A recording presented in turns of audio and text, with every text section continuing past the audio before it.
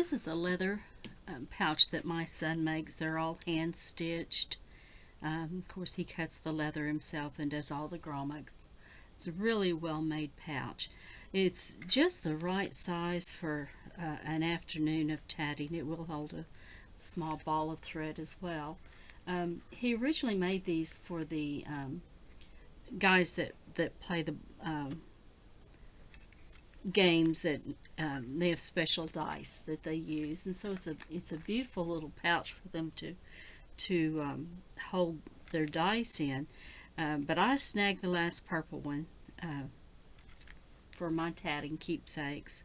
This was the first shuttle that I purchased before I even knew how to tat, and I was just struck by the wood, and it is hand carved.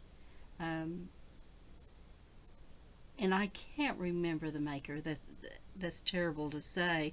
I had bought it from a tatting dealer, so I didn't actually buy it from the artist that carved it. This one is one that came from Jack Cohen from Washington State, and it's a hand carved from a piece of yew tree from the Thompson River in Montana. 2008, this says on the inside. Ron says the best way to close these bags is not to pull the drawstring.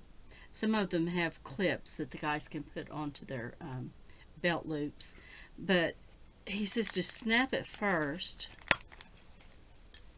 making sure your contents are fairly secure, and then pull the drawstring to draw it up tight.